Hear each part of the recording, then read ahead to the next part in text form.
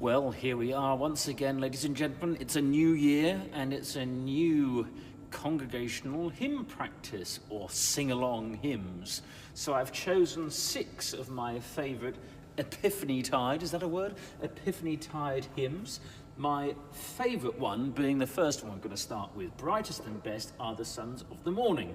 And it goes something like this. Probably been a year since you sang this last, but let me remind you of the tune. There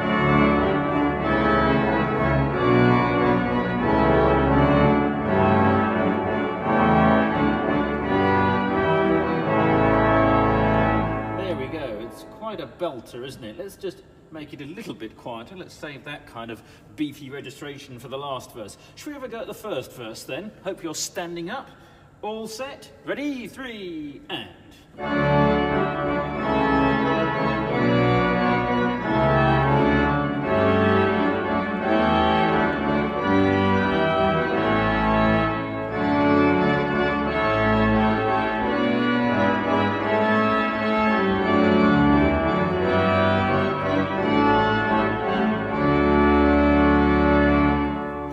It seems quite a bizarre verse to sing on this rather grey and dull and drizzly morning that I'm recording this on, but nevertheless I'm sure your spirits are going to brighten up the day. Let's have a go at the second verse. Wonderful words. Cold on his cradle the dewdrops are shining. So pretend you're on the West End stage, lots of consonants, teeth in, and let's see how we get on with the second verse. Here goes. 3, and...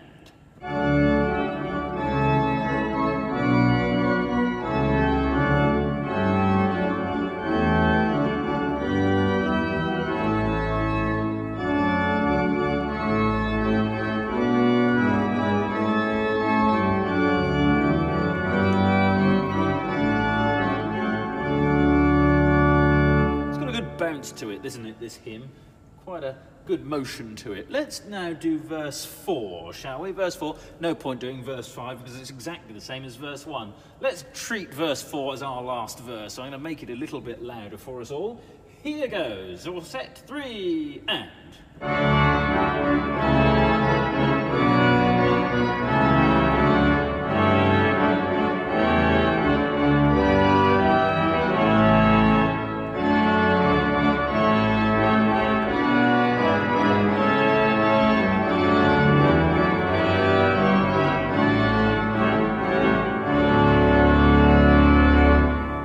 Nice work. Well, I imagine it's nice work. I hope you're enjoying yourselves.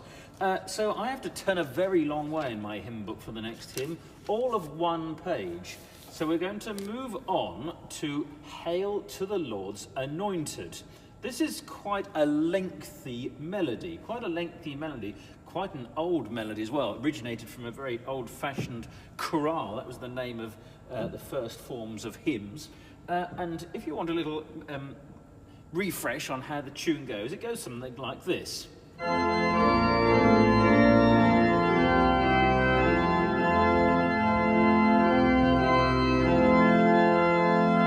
Does that sound familiar? I hope so, because the next line is exactly the same.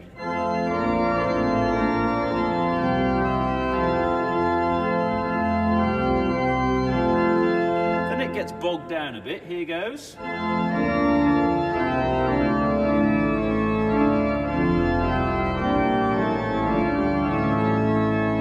Something of familiarity comes back on the last line of music.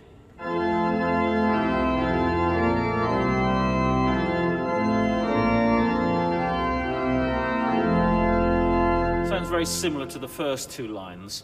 So let's give the first verse a go, shall we? Hail to the Lord's Anointed. Here goes. 2, 3.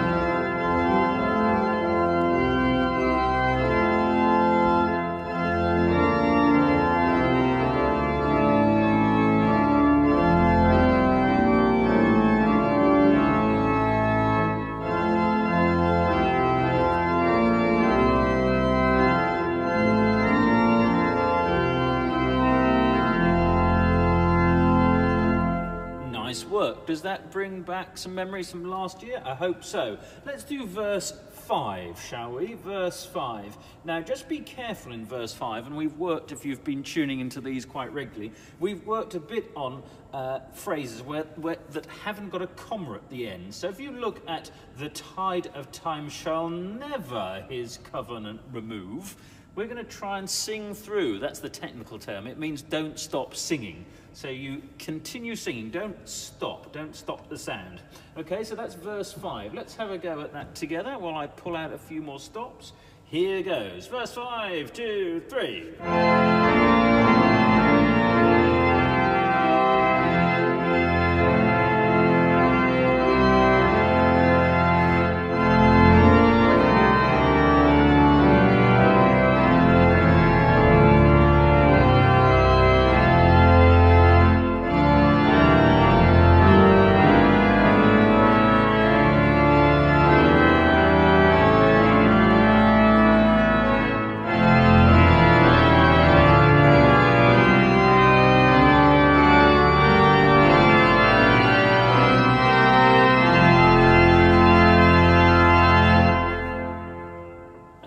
Fantastic echo. I hope that's coming across in your speakers.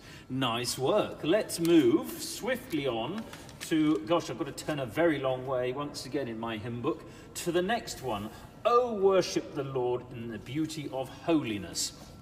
Now, this always catches congregations out because the first and last verse have some bonus notes in them. For example, the first verse starts with, oh, worship. All the other verses, apart from the last one starts without that first note. Low at his feet, fear not to err. And there's also a little bonus track right slap bang in the middle of the first and last verse. With God of obedience. Whereas the other verses don't have that extra it just has comfort thy sorrows. So it's a little bit of a couple of tricky moments there, which congregations and choirs, hasten to add, also get caught out by. So just be careful. Let's do verse 1, shall we? Followed by verse 2. 1 and 2, and we might go into verse 4 because I love the trembling and fearfulness in the first line of that. Okay, so verse 1 and 2 to start off with. Are you ready with your bonus? Oh, here goes. 1, 2.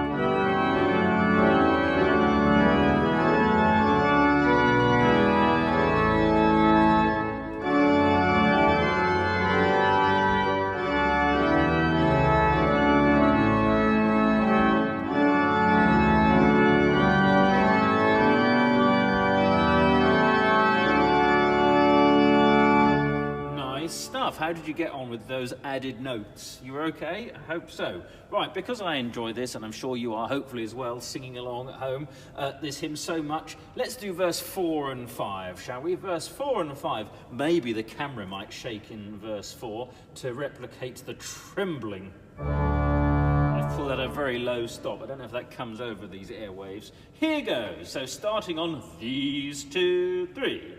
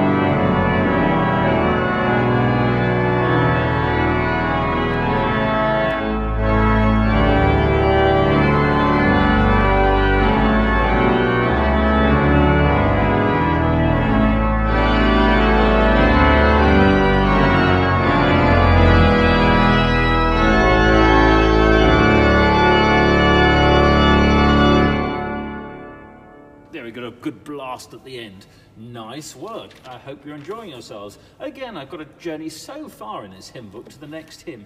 Rather handy, this hymn book. It's in season order. So I thought, why not slot in a slightly different hymn in our concoction this week? Greensleeves, which isn't often sung as a congregational hymn, but it's in this hymn book, so I thought, why not?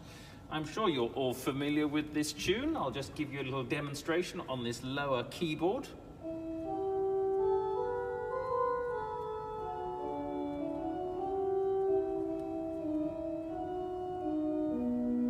That very gentle melody. So I'm going to pull out some softer stops now. Perhaps these are stops that you haven't heard very often before when playing hymns. Let's give the first verse a go. What child is this? Ready? 1 and 2.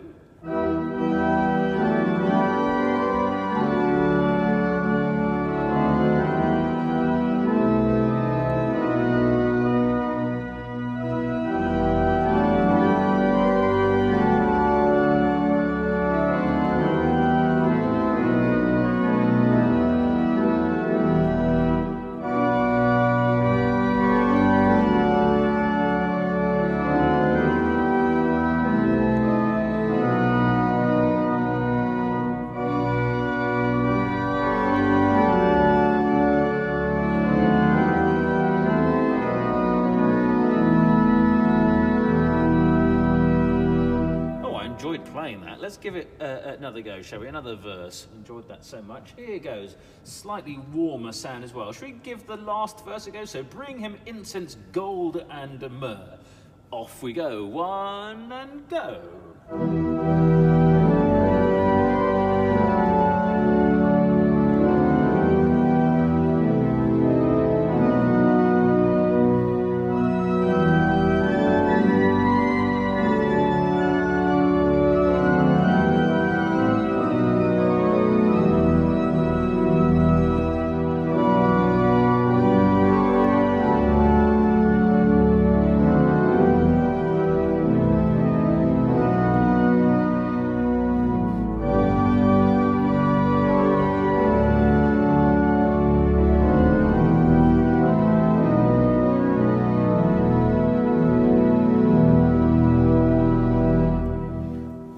Lush sound that is. This organ does stringy stuff quite well. Okay, so moving swiftly on, 2 left. Oh look, I've got my post-it notes stuck in there. I was wondering where they were. Moving swiftly on, 2 left. As with Gladys, as with gladness. I think that's what I said. As with gladness, men of old, as with Gladys. It doesn't really need much more of an introduction apart from that, me saying the wrong words.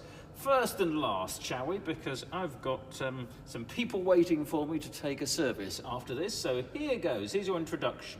And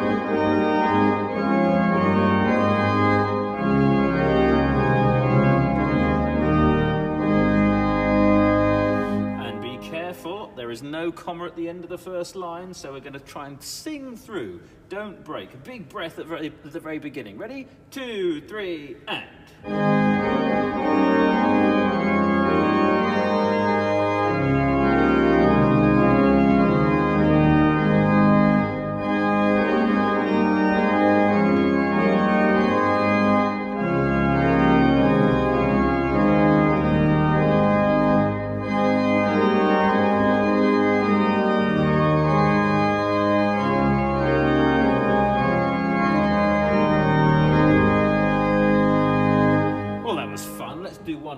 Shall we? The last verse. All set? 2, 3, and...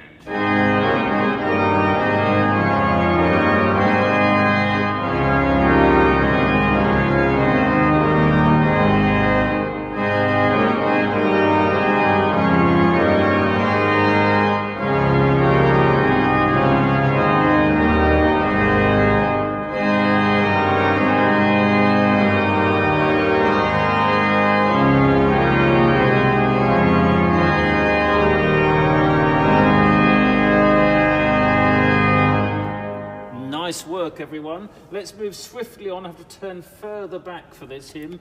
Swiftly on to our last instalment for today of The Father's Love Begotten. I always trying to get away with a Christmassy hymn towards the end of Epiphany. Why not? Why not indeed? Okay, so one of those wonderful hymns that tends to have a bit of bad press because it goes on a bit, but I think it's good if we can keep a good sense of pulse and quite swift. Something like this.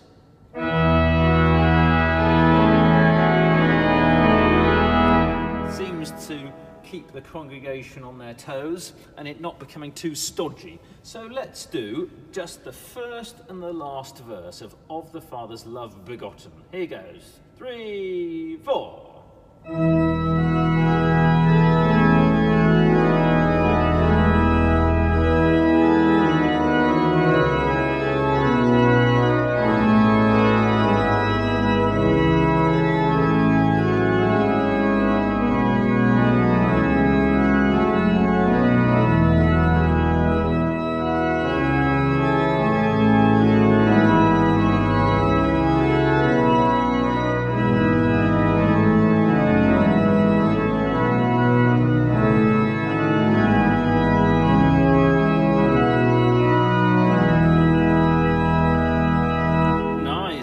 Now, because I like to do something a little bit naughty on the last verse, as in pull out a rather loud stop, I'm going to just change the registration. Hope you're all set. Last verse, here we go. And, oops, and.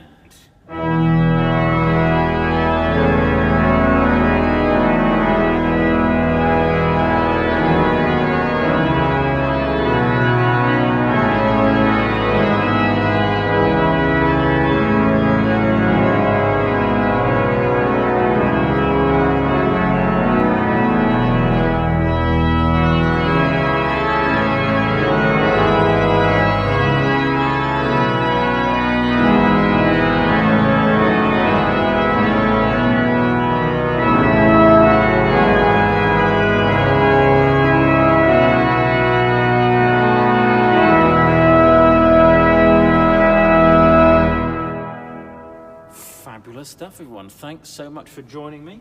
Hopefully that's brightened your day, lifted your spirits, and also had some fun in the process. Great. Hope to see you again soon. Bye.